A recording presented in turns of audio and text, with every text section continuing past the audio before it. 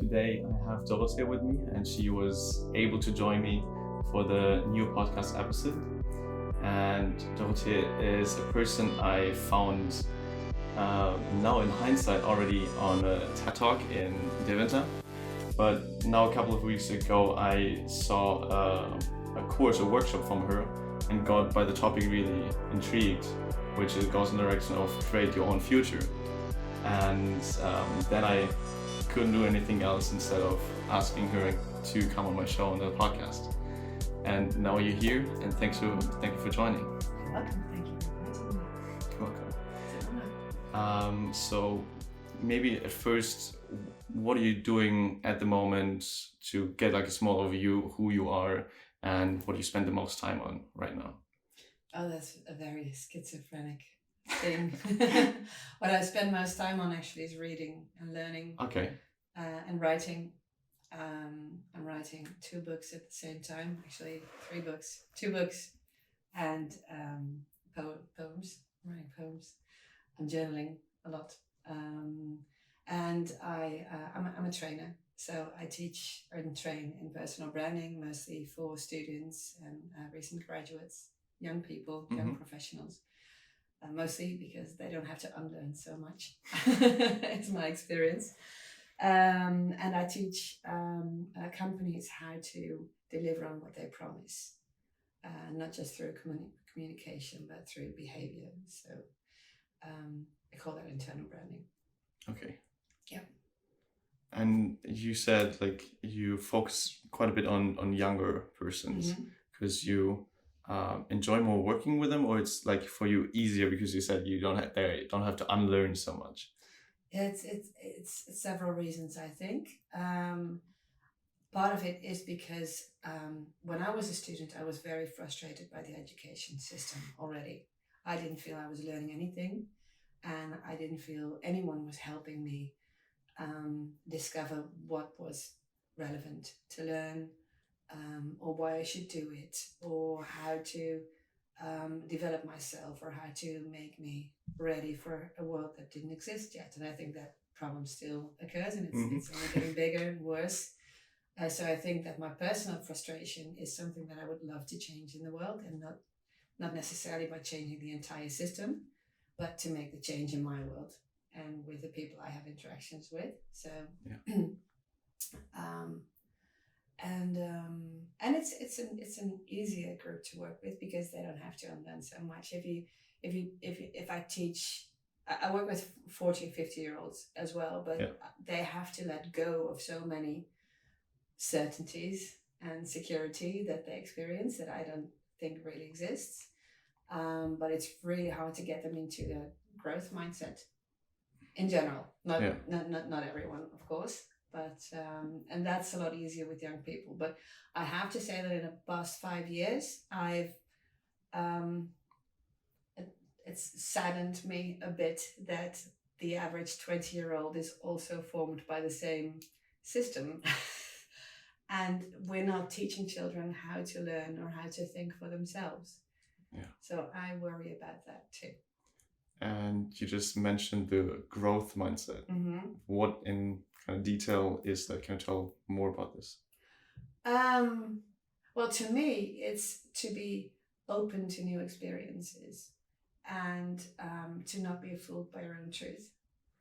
Because I think that everyone tends, including myself, everyone tends to develop stories about their own realities. But reality is just your own perception, and it comes from your own experiences and your own values and your own upbringing and your friends, your peers, whatever.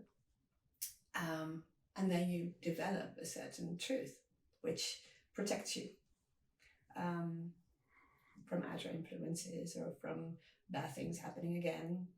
Well, that's what you think. So we tend to have experience and then see experiences as facts, and we decide if it's good or bad, right or wrong, if we want them to happen again or not. And there's a lot of things that we don't want to happen again and that we fear. And I think that a growth mindset is mostly based on choosing trust over fear. Or actually, I think there's only love and fear So I keep asking myself, do I choose from based on fear or based on love now? And you can only do one of the two. And I think if you have a fixed mindset, it's based on fear, which is fine, which works for a lot of people. Yeah. But I think that the older you get, the more you tend to use a fixed mindset.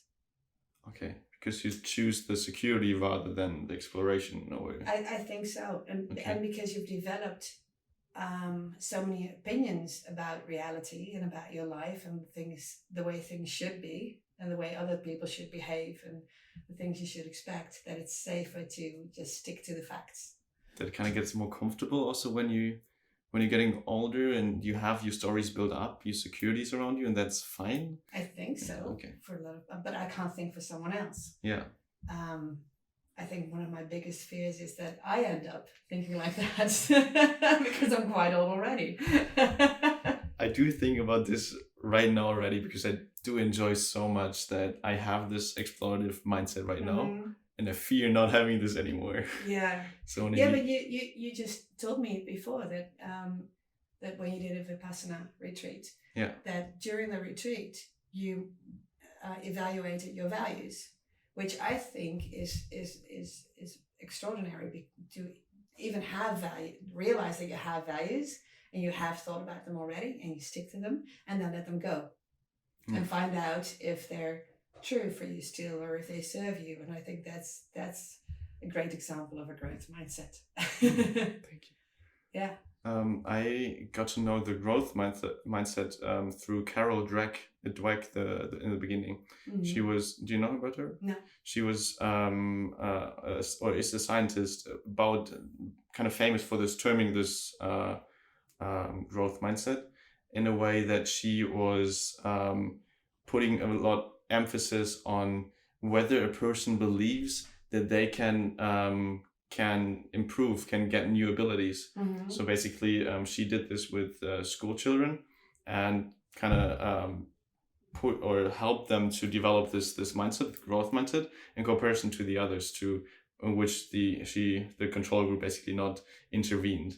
And so she tried to help them to get the mindset of, okay, I cannot do this right now, but I can get the abilities to get there, and I can achieve that. So basically what she described as the growth mindset is just the self-efficacy, so the belief that you can get those new abilities and you can get new skills in order to overcome those obstacles. And so that is also what I feel is really important, just the belief in yourself that you can develop this direction. Yeah, I can imagine. And I guess this is also, if you fear you can fail in the future, I guess that goes then hand in hand with then the not the growth mindset, but the other one.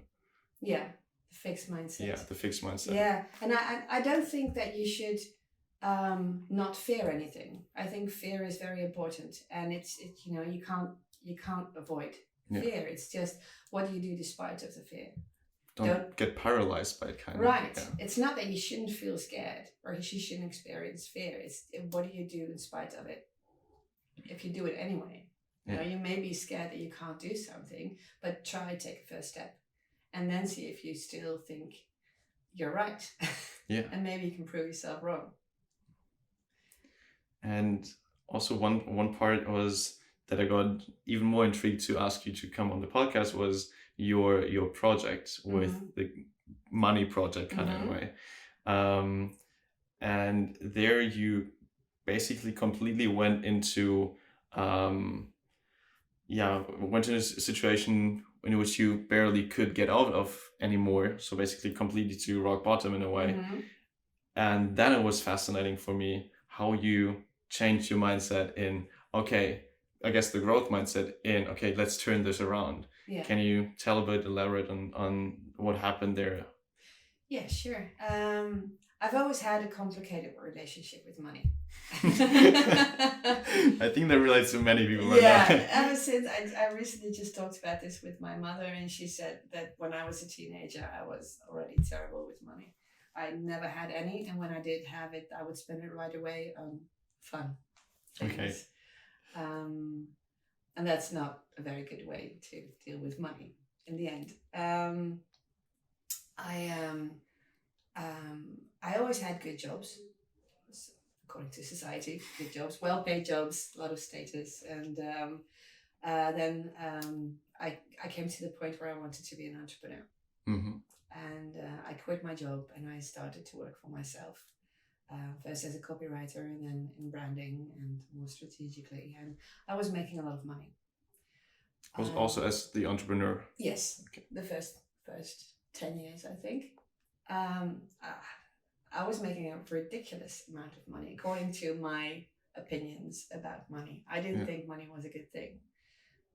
Also because my mother always said that people with money were not nice people. She wouldn't say it literally, but whenever she was speaking about someone else in a negative way, it was about people with a lot of money and that they were superficial and didn't have anything in their lives except money, and they were actually really poor and things like that. Exactly, know what you mean. Yeah. So I thought if I have too much money, I'm not a good person. So I was making a lot of money, but then as soon as it hit my bank account, I had to spend it right away. And I didn't realize that it had to do so much with this conviction, but I panicked every time there was a lot of money in my account. And then this went on for quite a while, and other people would perceive me as successful, but I would feel empty inside. And I started to look for something else to do, something with more meaning. And then I started working with students, and I really loved doing that, because then for the first time people would tell me, wow, you really changed my life. And that would only have one session or talk about values or purpose or autonomy or whatever. And that meant so much to me that I wanted to do that as much as I could. But I never learned about entrepreneurship or money, so I would do this for free. And I believed in karma, so I thought if I give a lot, then I will get a lot. But then you can't pay at the supermarket with karma points, you know? It doesn't really work that way. So I would have more and more stress about money. I would still work for clients that would pay me a lot, but I didn't get fulfilled, so I wouldn't focus on it at all. So then I came to the point where I was working for a startup, and they would pay me after the project, but then the startup didn't make it, so I didn't get paid. And at the same time, it was the summer, and I didn't have any income from schools because I would work mostly with students. And then I got a lot of letters at the same time from the tax services.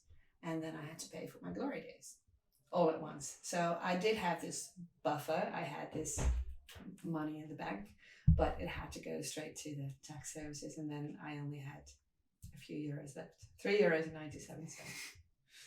Still remember the exact amount? Yeah, I do. And that wasn't rock bottom. Okay. No. What then? Because I still had €3.97. Okay. But because I've had a complicated relationship with money for a very long time, and because I came to or close to this point a lot of times before, and every time something happened that I didn't have to face my problems, at this time I decided I'm not going to ask for help. I have to solve this now, definitely for the rest of my life, and I have to do it by myself. Okay. So I have people who love me and who do have money, and I could have asked people, can I borrow some money? And they would have given it to me gladly. Yeah. And I had clients who would have done the same, who would have given me money without even me having to do anything for it yet. I do have a support system like that, both in my private life and in my business life, but I just didn't want to use it because then I would learn anything. So I decided I have to solve this right now. And then I have postponed it for a while, but then I was finishing my NLP practitioner with a group, and we were playing a game that in Dutch is called Omdenken. You know it? Yeah, Umdenken. It's so in German, which think differently, I guess. Right. Yeah. Just switch your thinking. Yeah. And it was just a game, and then there's a question that you can ask, and then other players read cards and ask you questions on the cards, and then make you think about it in a different way. So my question was, how do I survive the summer financially? And then someone would read a question, someone read a question, if you wrote a book about this, what would the title be? And then I said, I had a little bit more money at that time, so how I turned 11 euros into a fortune. And then one of the other people said, why don't you do it? Because you can write. You used to be a copywriter and you have a good story and you do have the skills to solve this. And I was too scared to do that, because then you go public as a failure and you still have to ask other people to help you. And then after a few weeks, I only had €3.97 left. And I thought, well, if I write this book, if I sell this book, then I still solve it by myself. Mm-hmm. It's just very humiliating and very vulnerable. That I did. So then I put a video online saying that I failed and that I was going to write a book about it, and that I was going to discover how to go from nothing to a fortune, whatever definition that was for me. Mm-hmm. And then I started to write and interview people. So to answer your question with a lot of delay, is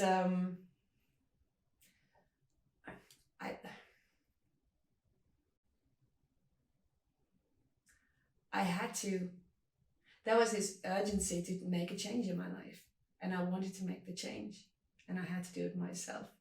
Yeah. So the only thing that I could do that was empowering was take control of the situation fully. So that's what I did. But you already believed before that you could solve this, right? So you believe that you have the skills in order to do that. I simply thought I created this situation so I can get out of it. I just thought it was like reverse technology. And I still feel that way. And in hindsight, other people are surprised that was my mindset. But I thought I created the situation, so I'm the one who can get out of it. And I realized that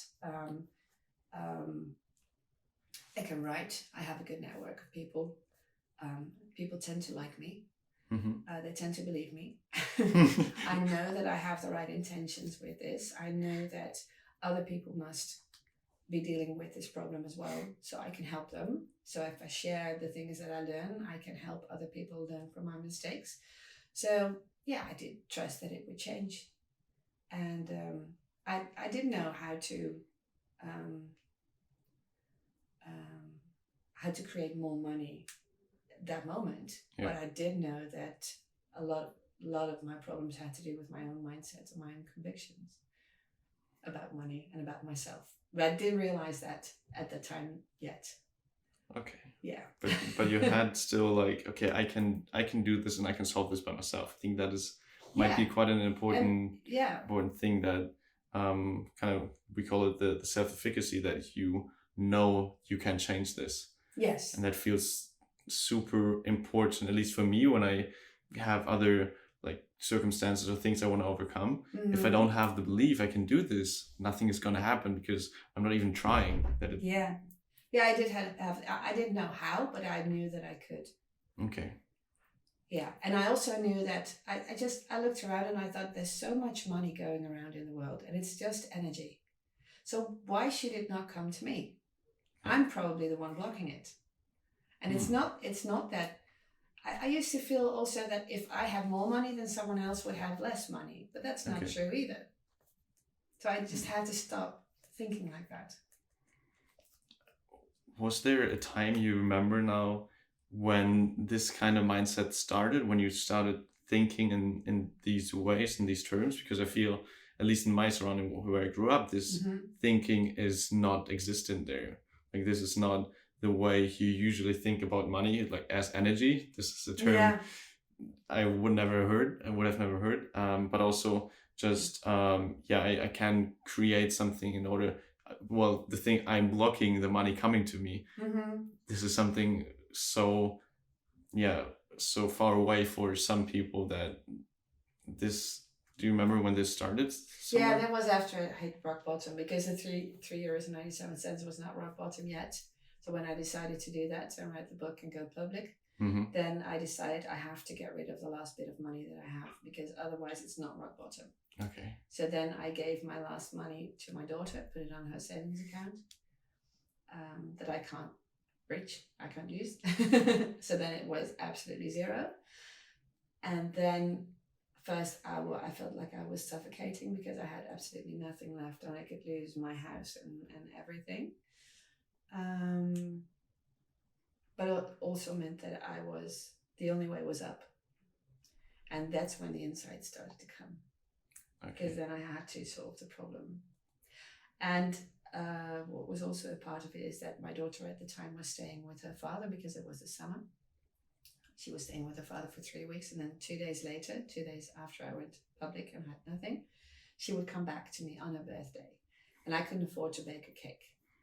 And that was my main goal, is I have to be able to give her a nice birthday. And did you achieve it? Yes.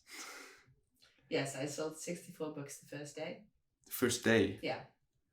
Wow. So then I had €640 in my bank account. Yeah. So then I gave her a surprise party, and I can bake a cake. Yeah. And then I already had my fortune. In your terms, yeah. Yeah. Yeah. Yeah. Wow. That was quick then, in one day. Yeah, it was. Would have been a short book. Yeah. And how old were you then when this happened? 42. And when do you remember like something like this earlier? I don't know, like when you're 20s or even earlier, this started, that you started about thinking about money in terms of energy, or something like this, or that you can achieve getting out of the situations you put yourself into? I read about this earlier in 2013. Okay. I've spent €3,000 on a course in financial freedom. Okay. And I heard everything and I understood everything, but it didn't resonate with me, because I didn't believe it. Okay. I didn't believe that it could be true for me. I thought it was fine that it was true for anyone else, and if everyone else in the room would become a millionaire, but not for me. So I knew everything. I just didn't know how to apply it, because I was blocking it. But you already decided before to get this course, right? Yeah, because I knew that I was having trouble dealing with my finances. And then spending 3,000 on a course. Yeah, I thought that would be a wise investment, and it was. It was just a bit too early. But now I have a lot of advantage from it, because now I finally understand what they meant. Yeah. And that will be in the book as well. So how far are you with those books I just yeah, read? it's different books. Yeah, it's. I'm a bit ashamed to say, because I wanted to finish the book within a year, and then I realized. Well, at first I learned so much, because I was interviewing top entrepreneurs about money and about financial success, and I applied it right away for myself as well. So then I learned so much that within a month I was fully booked with with work, and being financially successful already in a way. Within this short period of time. Yeah. And then I didn't have time to write the book. But then, and in the meantime, I had a son, and that relationship ended, and it's been very complicated for a long time. And also I didn't sleep very much during this time. And so there's a lot of excuses why the book is still not finished. But the main thing is that it's really scary to write about your own failure. And writing in general about yourself is really scary. We talked about journaling. Journaling to me is something therapeutic. It's used as such as well. Yeah. Yeah, it's so writing this book is the same for me. Apparently, I go to the depth of me, of why this even happened and why this occurred and what I learned along the way, and that's very vulnerable. Yeah. So every time I have to find the courage to write, and for the longest time, I have been writing a lot, and I've been working on the book a lot of hours, but it's mostly gathering new information, reading new books about money, and postponing having to write myself. So I have the document that I have could be 10 books about money already, and now I have to go back to the essence. And at the same time, I'm writing the book that I really have to write. Yeah. And that's about how to be real. And to me, that's a much more interesting book. But I have to write the first book first. Because you got the money from the people first, right? Also, and also I promised them, and I promised myself that I would write a book. And the book is there. I just have to take out the part that I'm going to publish. Oh, okay. Yeah. So basically you wrote everything or more than you actually want to have. I wrote so much, yeah. And I started with, this is also about convictions that you have about something. I started with wanting to write a book about financial success. And then I thought, well, I'm just pretending to be someone who writes a management book. But all these books have been written already. So this would be no more than a summary of 20 books I read about money. Mm-hmm. Which could be very useful to, especially to a lot of independent professionals and people who start a business. But it's not my story. Yeah. So I have to go deeper. And that's the bit that hurts when you write. You now mentioned a couple of times the convictions or the stories people tell about themselves. Mm-hmm.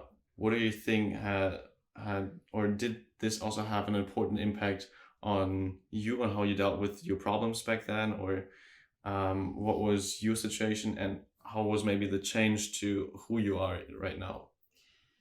I found out during this process that I think my biggest conviction was I am worthless. Mm-hmm. That is pretty a tough one. Yeah, that's a tough one. If you truly believe you're worthless. Yes. Yeah, and that does explain a lot about how you deal with money, of course. I also discovered that the whole money project was not about money, but about value. Mm-hmm. Do you value yourself? And do you think you deserve to get money for the things that you do? And do you think that you deserve things coming your way? Or can you receive things instead of just give them? So there's a lot of convictions and a lot of things that I secretly believed that no one would think I believed, and that in a superficial conversation, I would never think I believed either, but that I found out about myself. So you have to, I think, first find out what your secret convictions about yourself are, and then choose new convictions, and then decide which behavior suits your new convictions, and then you can change your behavior. But I tried changing my behavior not knowing what my true convictions were.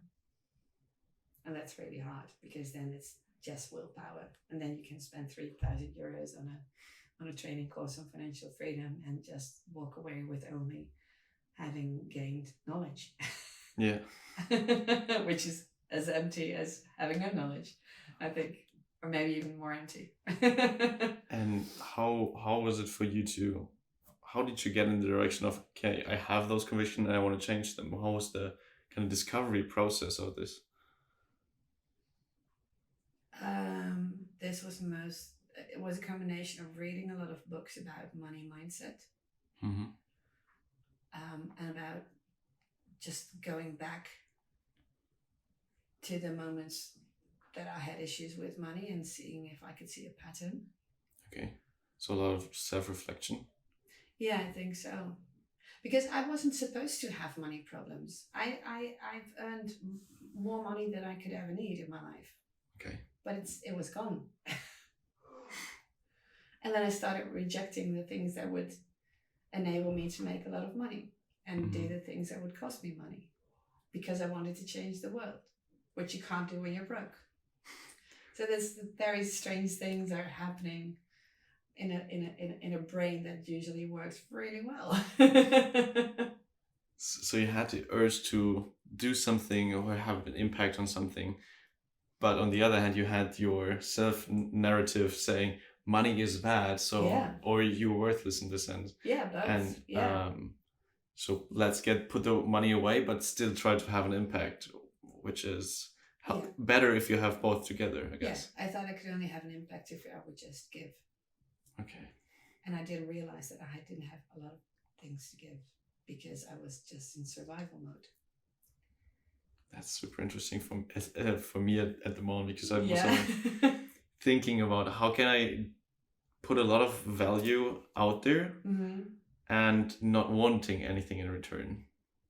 Not even about the money aspect, because I also, maybe I don't know, goes in the similar direction, I guess, but also that I look at, okay, I do want to give them the biggest value I have without wanting something in return from them, just because I feel that is the true form of kind of being a good human being. Like wanting that they get all the value without wanting something in return. And who's they?